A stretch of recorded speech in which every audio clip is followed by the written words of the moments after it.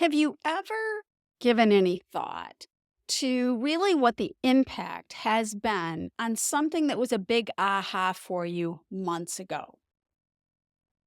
For whatever reason, I can't tell you why. I was curious on what were like a couple of my big lessons last year. And really, what has happened when I look forward, let's say a year later, what happened as a result of those big lessons or those big ahas? I was curious enough to go back and look, and I found two really significant things for me last year. They were in June of last year. So now we're almost 18 months later. And I was like, so did I do anything with those ahas, those lessons, or did they just fade away? What just happened? If I really didn't do anything, do I really want to admit it?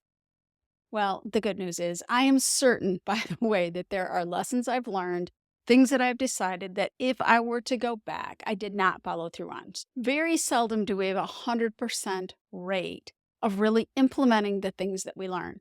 And also, more importantly, is sometimes when we implement something, in that implementation process, we learn something else that then modifies our direction. And that's all good. That's what we are intended to do. These two lessons for me about 18 months ago. The first one was to embrace the unknown. I don't like when styles change. In fact, if I have a pair of pants or a sweater or a jacket, I am sure that whatever comes out next, either style or the next version of that, is not going to be as good. I am certain, and I resist changing styles pretty rigorously. Now, is this really a huge detriment in my life? Not really, although for me it was an analogy because it was like, ooh, if I'm doing it with my clothes and my wardrobe, where else might I be doing it? Now, to be truthful, my friend that does a lot of shopping with me, there's a couple of friends, they might disagree on how important or not it is that I do this with clothes shopping since they go with me to shop for clothes. Anyway, back to the lesson. Embracing the unknown. Instead of really avoiding it, like clothing for me, I will work very diligently to find the exact same style of pants or shirt or something else. And I will buy that style until I can no longer find it because I'm certain that whatever replaced it, I will not like as well. Is this true? Well, no, because I've continued to upgrade my wardrobe now for, well, many years. And that, whatever the new thing is, becomes then my favorite, which then I cling to that. So the curiosity was, where do I do this in other places in my life where I really resist the unknown? I stand at the edge of it and I admire it. And I'm like, ooh, but I just stay there. I stay there and I admire the problem or the challenge. The aha that I had beyond my wardrobe last year was marketing. Marketing is something that did not at that time understand. I was certain I didn't enjoy it, and I was equally certain that I really couldn't learn it or get good at it. I was avoiding it at all costs. And when I had this epiphany, and it was something I read in a book in terms of embrace the unknown, embrace it. And I thought at the time, what if I embraced marketing? What if I assumed that I could learn marketing, that I could get better at marketing? What would happen? Let me report. 18 months later, am I a whiz at marketing? Absolutely not.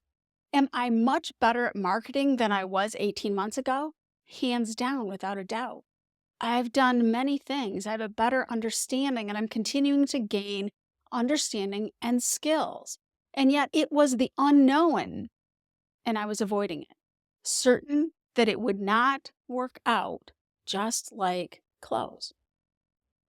Now, the next lesson was a quote from Helen Keller, and this is what really inspired the lesson. So let me read this quote to you.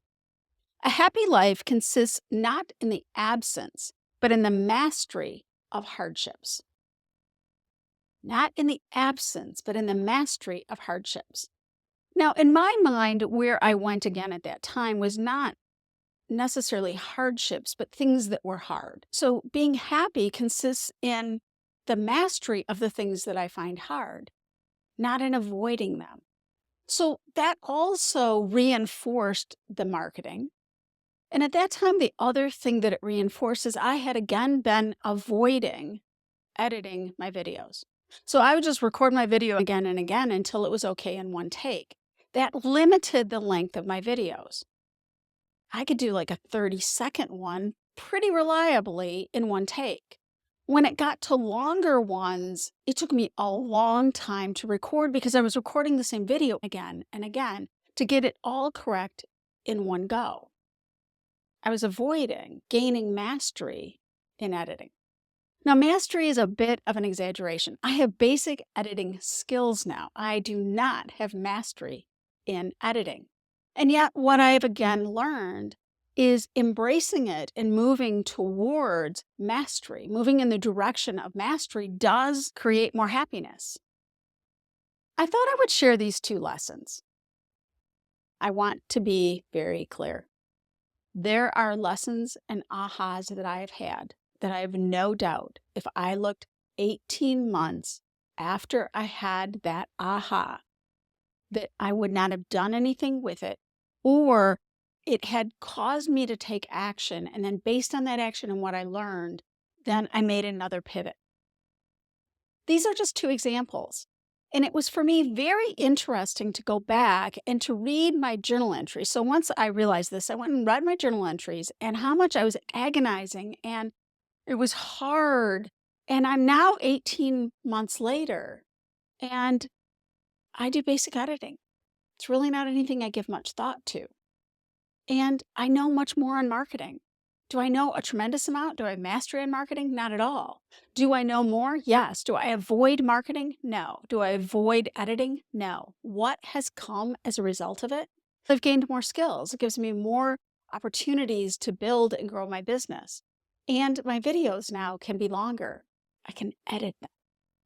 I don't need to figure out and do it all in one take, 100% accurate. What are the lessons that you've had recently? And go back and look. And there's probably some that you know that you had an aha at some point and you've done something with it. It's another one of those things that there's a bit of celebration and gratitude in. So if you look over even the last 6 months, or maybe to the beginning of this year, what are some of the ahas that you've had or lessons? What were they? And what have you done as a result of them? My guess is that you're going to find some that you go, that's really cool. Another way to celebrate as we're starting to wind down this year. Bye for now.